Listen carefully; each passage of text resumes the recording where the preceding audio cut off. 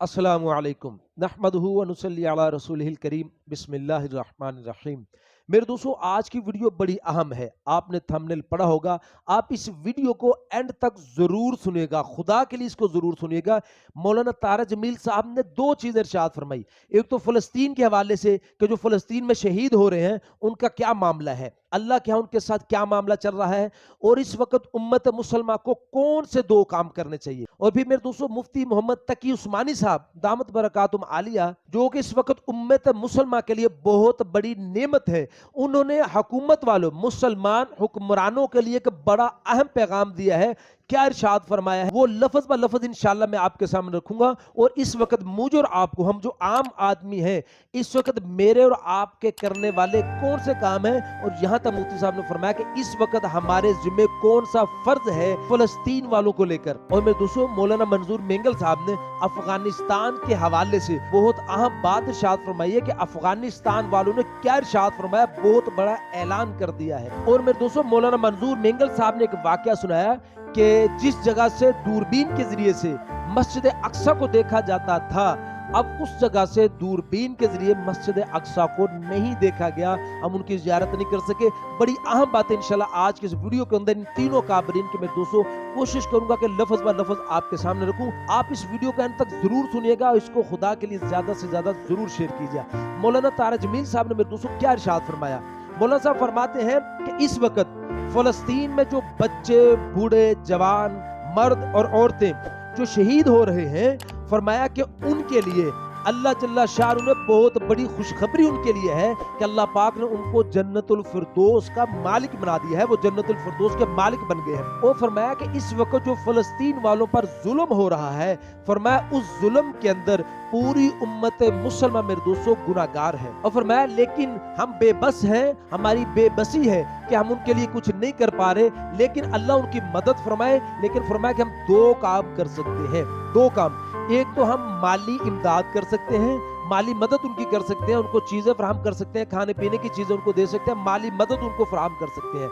और दूसरी चीज में दोस्तों फरमाया कि हम सारे मुसलमान मिलकर तय करें कि दो चार कम अज कम दो नफल तो रोजाना हम उनके नीयत से हम 2 रकत नफल पढ़े और सजदे में देर तक उनके लिए दुआएं मांगे। ये दो काम मेरे दोस्तों मौलाना तारा जमील साहब ने फरमाया कि इस वक्त उम्मत मुसलमान के हर फर्द को करने चाहिए।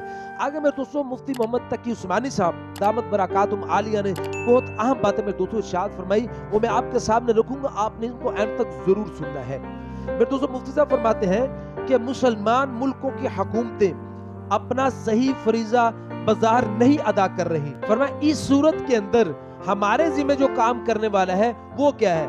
नंबर 1 फरमाया कि पहला काम तो यह है कि हम अपनी अपनी सतह पर आवाजें उठाएं और हुकूमत वालों से मुतालबा करें कि आप इस जंग के अंदर गैर जानबदार होकर ना बैठे, बल्कि हमास की मुकम्मल हमायत करें। सिर्फ जबानी नहीं बल्कि उनको मदद पहुंचाएं, जो भी उनका तरीका हो उनको मदद पहुंचाई जाए। और दूसरी बात में दोस्तों मुफ्ती साहब ने फरमाया कि मुसलमानों का एक बहुत बड़ा हथियार है, वो है दुआ। फरमाया कि बड़े अफसोस की बात है कि हम दुआ को बड़ा हथियार नहीं समझते। फरमाया कि अल्लाह मुसब्बिबुल असबाब है, ये सारे वसाइल, ये रॉकेट, ये मिसाइल, ये जहाद, ये सब कुछ, ये सारे ज़ाहरी असबाब हैं, इनमें तासीर पैदा करने वाला कौन है सिवाय अल्लाह के। एक आयत मेरे दोस्तों मुफ्ती साहब ने बयान फरमाई और उसका तर्जमा है, और उसके बारे में इरशाद फरमाया कि इसको सब तक इस आयत को पहुंचाओ, हुकूमत वालों तक इस आयत को पहुंचाओ। उसका तर्जमा है कि तुमको क्या हो गया कि तुम जिहाद नहीं करते अल्लाह के रास्ते में, और उन पिसे हुए मुसलमानों के रास्ते में जो ये दुआएं कर रहे हैं कि या अल्लाह हमें इस बस्ती से निकाल दे जिसके हुक्मरान जालिम है, और हमारा कोई यारो मददगार पैदा कर दे, हमारा कोई मदद करने वाला पैदा कर दे। फरमाया कि ये पूरी आयत गजा वालों पर, हमास वालों पर, फलस्तीन वालों पर फिट हो रही है, क्योंकि मेरे दोस्तों वो लोग पिस रहे हैं और दुआएं कर रहे हैं कि या अल्लाह हमें इस मुसीबत से निकाल दे। कुरान कहता है कि तुम क्यों उनके रास्ते में किताल नहीं करते। हम आम आदमी वहां जाकर जिहाद में शरीक नहीं हो सकते, क्योंकि इसको जिहाद आता ही नहीं। ये आदमी जो जाएगा इसको तो जिहाद आता ही नहीं, वो वहां जाकर उनकी मुश्किलात में इजाफा के अलावा और कुछ नहीं कर सकता, लेकिन अपनी हुकूमतों को अपने जज्बे का इजहार करके इस पर मजबूर कर सकता है। मैं समझता हूं कि ऐसा नहीं है कि हमारी हुकूमत या फौज इतनी बेहिस हो और इतनी बेहया हो کہ یہ سارے کے سارے معاملے کو دیکھتے ہوئے وہ اپنی کوئی نہ کوئی کوشش نہ کرے۔ فرمایا کہ بعض اوقات ان کوششوں کا سامنے مظاہرہ نہیں ہو پاتا۔ فرمایا کہ ہر مسلمان کا یہ فریضہ ہے، یہ بات بڑی اہم سمجھنے کی ہے۔ فرمایا کہ ہر مسلمان کا یہ فریضہ ہے کہ ان کے لیے ہر نماز پڑھنے کے بعد دعائیں کرے، اور فرمایا کہ آیت کریمہ کا ختم کیا جائے۔ یہ ہمارے اکابرین جب کوئی مصیبت آتی تھی فرمایا یہ کام کرتے تھے، یعنی آیت کریمہ میں ختم کیا کرتے تھے اور حسن حسین کا ختم کیا جائے، سب مسلمان اکٹھے ہو کر ان کا ختم کریں۔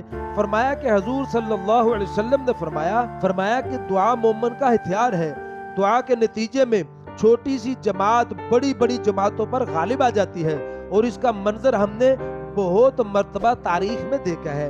اب اس وقت گناہوں سے توبہ کی جائے۔ اور میرے دوستو مولانا منظور مینگل صاحب کیا ارشاد فرماتے ہیں؟ میرے دوستو مولانا منظور مینگل صاحب نے بڑے دکھ کے ساتھ ارشاد فرمایا کہ ہم افغانستان میں افغانیوں کی مدد کرنے کے لیے تو نہیں جا سکتے تھے، لیکن ہمارے شاگرد وہاں گئے تھے۔ اگر ہم کچھ نہیں کر سکتے تو صرف اتنی دعا تو کر سکتے ہیں کہ یا اللہ قبلہ اول کو آزاد کر دے اور ہمیں دے دے۔ میرے دوستو مفسرین نے لکھا ہے کہ یہ شام کی سرزمین ساری کی ساری مسلمانوں کی ملکیت ہے، یہ ہماری ملکیت ہے۔ حضرت عمر رضی اللہ تعالیٰ عنہ نے لے بھی لیا، یہ قیامت تک ہماری ملکیت ہے، لیکن ہماری نالائکی کی وجہ سے آج وہ ہمارے ہاتھ سے نکل گئی۔ پھر فرمایا کہ مفتی تقی عثمانی صاحب کا میرے دوستوں ایک واقعہ ارشاد فرماتے ہیں، بڑا اہم ہے، غور سے سنیے گا۔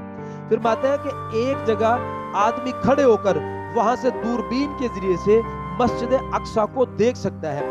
فرمایا کہ مفتی صاحب فرمانے لگے کہ میں ملا تقی عثمانی نے دوربین سے مسجد اقصی کو دیکھنے کی بہت کوشش کی، لیکن مجھے نظر نہیں آئی، دھند سی لگتی تھی، حالانکہ مطلع بالکل صاف تھا، لیکن پھر بھی میں مسجد اقصی کو نہیں دیکھ سکا۔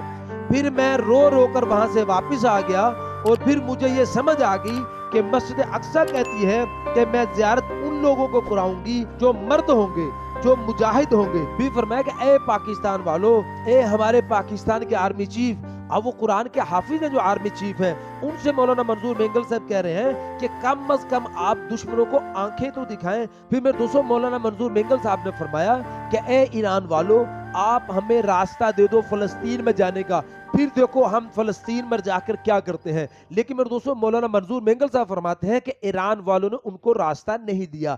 تو میرے دوستوں اس وقت ہمارے جو کرنے والے کام ہیں وہ یہ ہے جو ہمارے کابرین نے ہمیں ارشاد فرما دی ہے، تو ہم خود بھی ان اعمال پر آئیں اور سب کو ان اعمال پر لانے کی دعوت دیں، اور اس ویڈیو کو زیادہ سے زیادہ شیئر کریں۔ مزید ایسی معلوماتی ویڈیوز کے لیے آپ ہمارے چینل کو سبسکرائب کر دیں۔ السلام علیکم ورحمۃ اللہ۔